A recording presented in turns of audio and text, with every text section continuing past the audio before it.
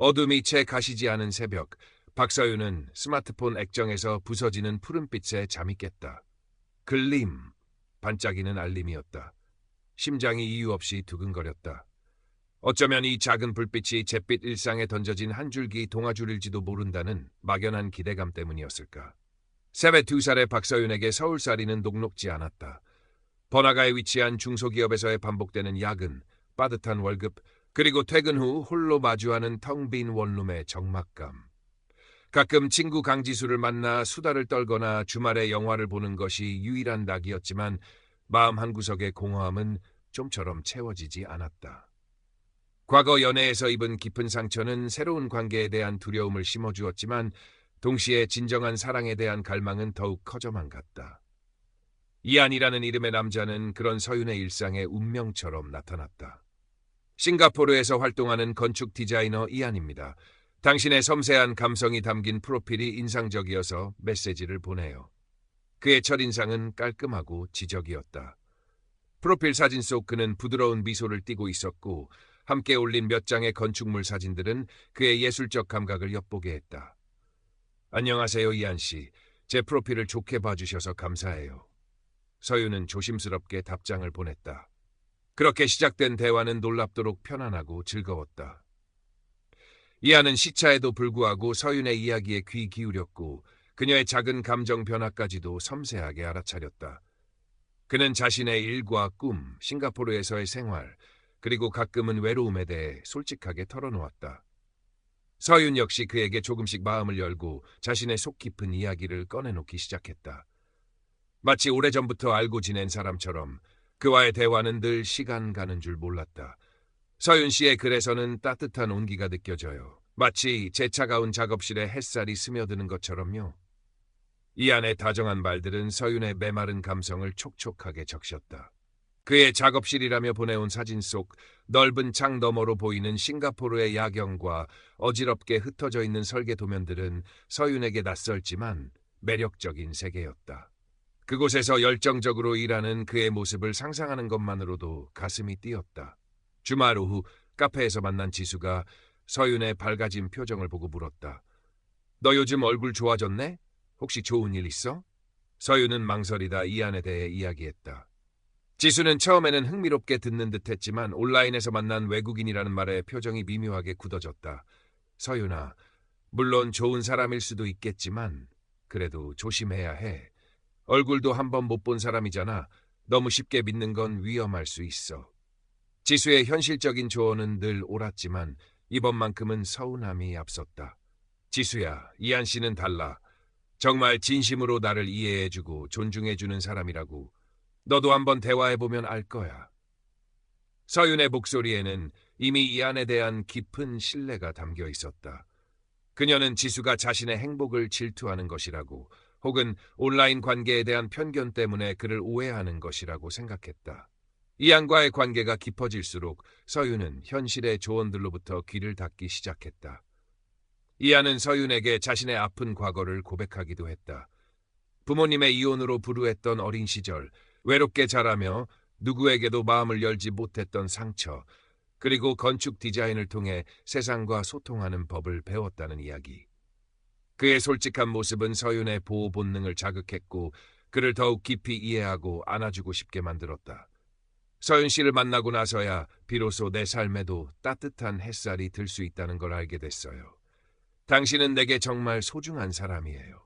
그의 말 한마디 한마디는 서윤의 마음 가장 깊은 곳을 파고들었다.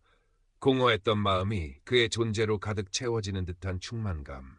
서윤은 이것이 드디어 찾아온 진정한 사랑이라고 믿었다. 어느 날 밤 이안으로부터 다급한 연락이 왔다. 서윤 씨, 정말 미안해요. 갑작스럽게 문제가 생겼어요. 제가 총괄하던 대형 프로젝트의 마지막 단계에서 예상치 못한 자재 수급 문제가 터졌어요. 당장 내일까지 해결하지 못하면 막대한 위약금을 물어야 하고 제 경력에도 큰 타격이 와요. 정말 염치 없지만 혹시 50만 원만 빌려줄 수 있을까요? 다음 주 급여가 들어오자마자 바로 갚을게요. 제발 부탁이에요. 지금 제가 기댈 곳은 서윤 씨밖에 없어요. 그의 목소리는 절박했고 평소에 자신감 넘치던 모습과는 사뭇 달랐다. 서윤은 순간 망설였다. 아무리 가까워졌다고 해도 돈 문제는 예민한 부분이었다. 하지만 그의 절박한 상황과 서윤 씨밖에 없다는 말이 뇌리에서 떠나지 않았다. 그가 무너지는 것을 보고 싶지 않았다. 이 정도는 괜찮겠지. 그가 얼마나 힘들면 나한테까지 이런 부탁을 했을까. 서윤은 자신을 합리화하며 밤새 고민한 끝에 다음 날 아침 그가 알려준 낯선 이름의 계좌로 50만 원을 송금했다. 정말 고마워요, 서윤 씨. 당신은 제 생명의 은인이에요. 이 은혜는 평생 잊지 않을게요. 문제가 해결되는 대로 바로 연락드릴게요. 이안의 목소리는 감격에 차 있었다. 서윤은 그를 도왔다는 사실에 오히려 마음이 놓였다. 하지만 마음 한구석에서는 설명할 수 없는 작은 불안감이 고개를 들기 시작했다. 그 일이 있은 후 이안은 이전보다 더욱 다정하고 적극적으로 서윤에게 다가왔다. 매일 아침 저녁으로 사랑한다는 메시지를 보냈고 프로젝트가 마무리되면 곧바로 한국으로 와서 서윤을 만나겠다고 약속했다. 그는 서윤과의 미래에 대해 구체적인 그림을 그렸다. 함께 살고 싶은 집의 모습, 함께 가고 싶은 여행지, 심지어 자녀 계획까지. 서윤은 그의 달콤한 약속들에 취해 불안감을 애써 외면했다. 하지만 얼마 지나지 않아 이안은 또다시 돈을 요구했다. 이번에는 어머니가 갑자기 쓰러지셔서 급하게 병원비가 필요하다는 이유였다. 금액은 100만 원으로 늘어나 있었다. 서윤은 또다시 망설였지만 눈물로 호소하는 그의 목소리와 사랑하는 사람의 어머니인데라는 생각에 결국 돈을 보내고 말았다. 효심 깊어 보이는 그의 모습에 오히려 감동하기도 했다. 그 후로도 이안의 금전 요구는 다양한 명목으로 이어졌다. 새로운 투자 기회가 생겼는데 초기 자본금이 조금 부족하다. 한국행 비행기표를 끊어야 하는데 갑자기 신용카드에 문제가 생겼다. 세관에 예상치 못한 문제가 발생해서 급하게 해결 자금이 필요하다 등 이유는 끝이 없었고 요구하는 금액도 점점 커져만 갔다. 서윤은 매번 의심과 믿음 사이에서 극심한 갈등을 겪었다. 정말 이번이 마지막일까? 혹시 내가 속고 있는 건 아닐까 하는 불안감이 엄습했지만 이미 그에게 쏟아부은 감정과 돈, 그리고 그가 속삭이는 달콤한 미래에 대한 미련 때문에 관계를 쉽게 놓지 못했다. 마치 도박에 빠진 사람처럼 이번 한 번만 더 그를 믿으면 모든 것을 되찾고 행복해질 수 있을 거라는 착각에 사로잡혔다. 지수는 서윤의 위태로운 모습을 더 이상 지켜볼 수 없었다. 서윤아, 너 요즘 안색도 너무 안 좋고 자꾸 주변에 돈 빌리려는 것 같던데 설마 그 남자한테 계속 돈 보내고 있는 거 아니지? 제발 정신 좀 차려. 세상에 그렇게 쉽게 돈 버는 일도 없고 얼굴도 모르는 사람한테 그렇게 큰 돈을 요구하는 건 상식적으로 말이 안 되잖아. 지수의 직설적인 충고는 서윤의 아픈 곳을 정확히 찔렀다. 하지만 서윤은 오히려 적반하장으로 화를 냈다. 네가 뭘 안다고 함부로 말해. 이한 씨는 그런 사람 아니야. 넌 내 진심을 조금도 이해 못하는구나. 그냥 내 걱정은 하지 마. 서윤은 지수와도 점차 거리를 두게 되었다. 그녀의 세계에는 오직 이안만이 존재했고 그의 말만이 유일한 진실이었다. 그녀는 이미 깊은 수렁에 빠져 헤어나올 기력조차 잃어가고 있었다. 이안의 요구는 점점 더 대담해졌고 서윤의 통장은 바닥을 드러냈다. 그녀는 결국 부모님께 급하게 전세 자금이 필요하다는 거짓말을 하고 손을 벌렸고 심지어 몇몇 직장 동료들에게까지 아쉬운 소리를 해야 했다. 자존심도 미래에 대한 불안감도 모두 이안과의 행복한 미래라는 환상 앞에 무력했다. 마침내 이안은 서윤에게 결혼을 약속하며 마지막으로 거액을 요구했다. 서윤아, 이제 정말 우리 고생 끝낼 수 있어. 이 프로젝트만 성공적으로 마무리하면 평생 당신 손에 물 한 방울 안 묻히고 행복하게 해줄 자신 있어. 한국에 우리가 함께 살 아파트 계약금이랑 사업 마무리하는 데 필요한 마지막 자금인데 당신만 나를 믿어주면 돼. 이게 정말 마지막 부탁이야. 그가 요구한 금액은 서윤이 감당하기엔 너무나 큰 액수였다. 하지만 그녀는 이미 정상적인 판단을 할 수 있는 상태가 아니었다. 마지막 남은 적금과 보험까지 모두 해약하고 심지어 제2금융권에서 대출까지 받아 돈을 마련했다. 이것만 성공하면 이 모든 빚도 다 갚고 이안 씨와 행복하게 살 수 있을 거야. 그녀는 스스로에게 최면을 걸듯 되뇌었다. 마침내 약속한 돈을 이안이 알려준 또 다른 이름의 해외 계좌로 송금한 날 서윤은 온몸의 기운이 다 빠져나가는 듯한 탈진 상태였다. 하지만 마음 한구석에서는 기묘한 해방감과 함께 한없는 기대감이 부풀어 올랐다. 이제 정말 모든 고통이 끝나고 행복만이 기다리고 있을 거라고 굳게 믿고 싶었다. 정말 고마워, 서윤아. 당신은 내 인생의 전부야. 내가 얼마나 당신을 사랑하는지 곧 직접 보여줄게. 조금만 기다려줘, 내 사랑. 이 안의 마지막 메시지는 그 어느 때보다 다정하고 확신에 차 있었다.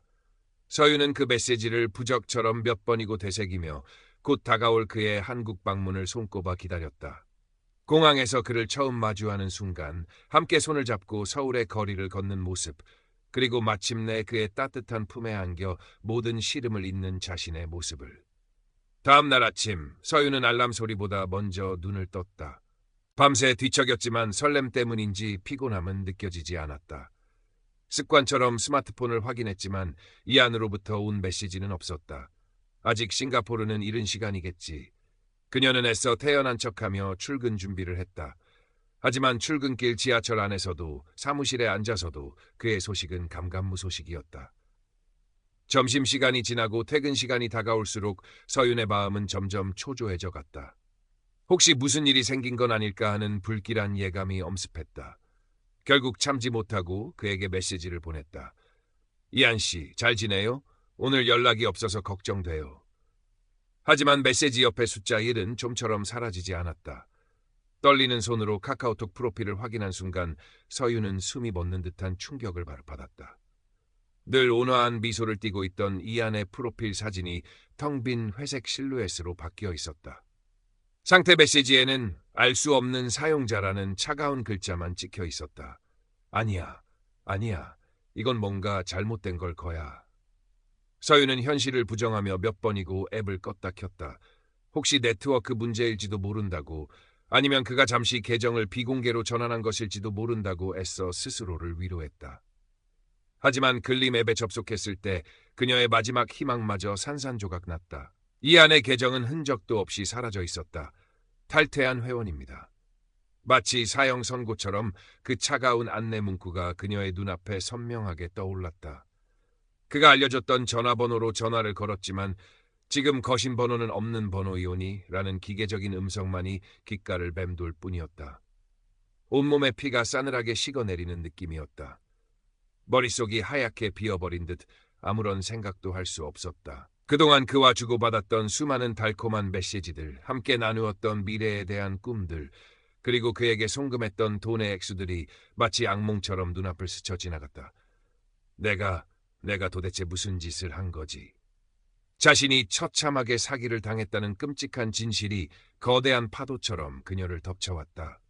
그토록 믿고 의지했던 사람, 자신의 모든 것을 내어줄 만큼 사랑한다고 생각했던 사람이 처음부터 철저하게 자신을 기만하고 이용했다는 사실을 도저히 받아들일 수 없었다. 하늘이 무너지는 듯한 절망감, 심장이 갈기갈기 찢기는 듯한 배신감, 그리고 스스로에 대한 혐오감이 온몸을 휘감았다. 서윤은 사무실 구석에서 소리 없이 흐느꼈다. 주변의 시선도 밀려드는 업무도 아무것도 중요하지 않았다. 세상 모든 것이 거짓말처럼 느껴졌다. 며칠을 넋나간 사람처럼 보냈다. 밥도 제대로 넘기지 못했고 잠도 이루지 못했다. 창백해진 얼굴과 겸한 눈은 그녀가 겪고 있는 고통의 깊이를 말해주고 있었다. 왜 나는 바보같이 그의 말을 믿었을까? 왜 그의 거짓된 행동들을 눈치채지 못했을까? 끝없는 후회와 자책이 밤낮 없이 그녀를 괴롭혔다. 수천만 원의 빚더미는 당장 그녀의 숨통을 조여왔고 부모님과 친구들의 얼굴을 어떻게 봐야 할지 막막하기만 했다. 보다 못한 지수가 퇴근 후 서윤의 원룸을 찾아왔다. 어지럽게 널린 옷가지들, 먹다 남은 음식물 쓰레기, 그리고 방 한구석에 웅크린 채 초점 없는 눈으로 허공을 응시하는 서윤의 모습. 지수는 차마 말을 잇지 못하고 깊은 한숨을 내쉬었다. 서윤아, 괜찮니? 대체 무슨 일이 있었던 거야, 응? 지수의 따뜻한 목소리에 그동안에서 눌러왔던 감정이 폭발하듯 터져나왔다. 서윤은 어린아이처럼 지수의 품에 안겨 목 놓아 울었다. 자신이 얼마나 어리석었는지, 얼마나 처참하게 무너졌는지 두서없이 털어놓으며 울고 또 울었다. 지수는 아무 말 없이 서윤의 등을 가만히 토닥여 주었다. 그녀의 온기 어린 위로 속에서 서유는 아주 잠시나마 숨을 쉴 수 있는 것 같았다. 절망의 가장 깊은 바닥에서 허우적거리던 서윤에게 아주 작은 빗줄기가 비친 것은 인터넷에서 우연히 온라인 로맨스 스캠 피해자 지원 모임이라는 커뮤니티를 발견하면서부터였다. 자신과 같은 아픔을 겪은 사람들이 있다는 사실만으로도 이상하게 위안이 되었다. 떨리는 마음으로 커뮤니티 게시판에 올라온 글들을 밤새도록 읽었다. 사기 수법은 조금씩 달랐지만 사기꾼들의 교묘한 감언이설과 피해자들이 느끼는 절망감, 자책감, 그리고 세상에 대한 불신은 놀랍도록 닮아 있었다. 나만 바보가 아니었구나. 이 끔찍한 고통을 이해해 줄 사람들이 있구나. 하는 생각에 서유는 아주 오랜만에 희미한 희망을 느꼈다. 며칠을 망설인 끝에 서유는 용기를 내어 피해자들의 오프라인 모임에 참석했다. 낯선 공간, 처음 보는 사람들이었지만 서로의 눈빛에서 깊은 동질감과 연민이 느껴졌다. 그곳에서 서유는 다양한 연령과 배경을 가진 피해자들을 만났다. 자식들이 모두 결혼하고 적적하게 지내던 중 SNS에서 만난 중년 여성에게 함께 노후를 보내고 싶다는 말에 속아 평생 모은 퇴직금을 날렸다는 50대 후반의 김민준 씨. 그의 깊게 팬주름과 공허한 눈빛은 그가 겪었을 상실감을 고스란히 보여주었다. 해외 유명 아이돌의 열렬한 팬이었던 20대 초반의 대학생 이지은 씨. 자신을 아이돌의 해외 팬클럽 운영진이라고 속인 사기꾼에게 한정판 굿즈 공동구매, 콘서트 티켓 대리 구매 등의 명목으로 부모님 몰래 모아둔 용돈과 아르바이트비를 모두 갈취당했다고 했다. 그녀의 앳된 얼굴에는 분노와 함께 깊은 상실감이 어려 있었다. 정말 인간도 아니에요.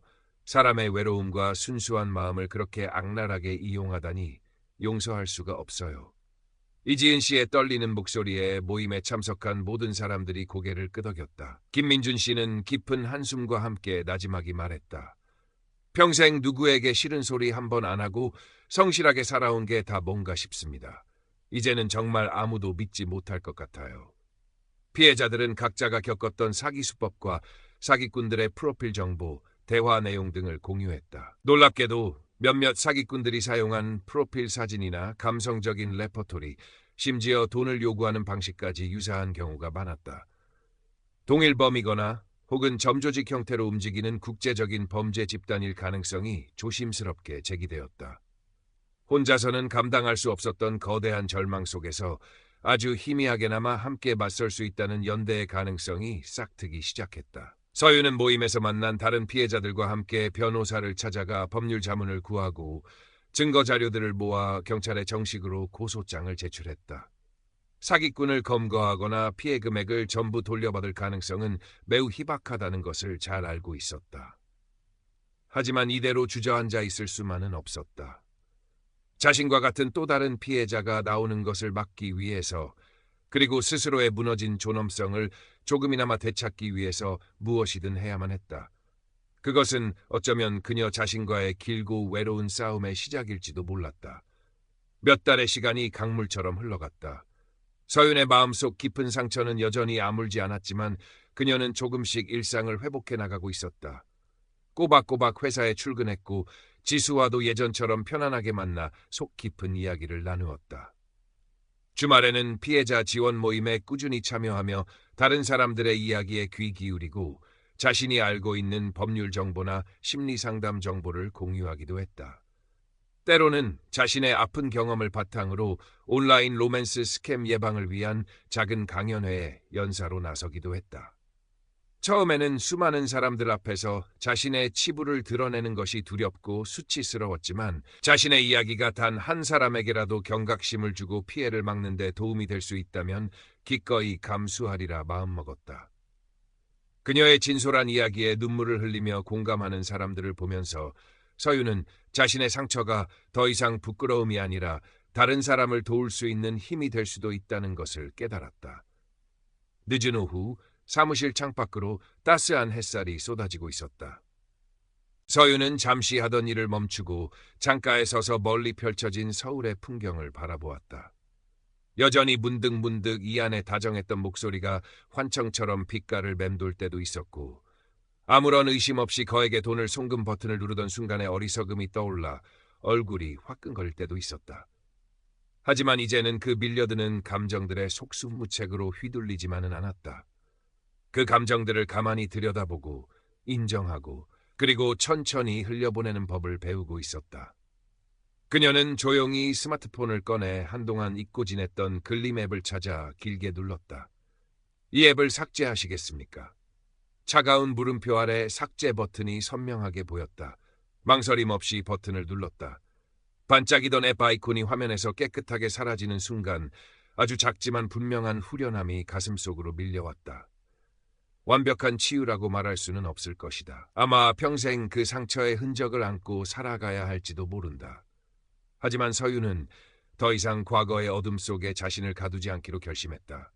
아팠던 기억들을 외면하는 대신 그것을 자신의 일부로 받아들이고 더 나은 내일을 향해 나아갈 힘으로 삼기로 했다.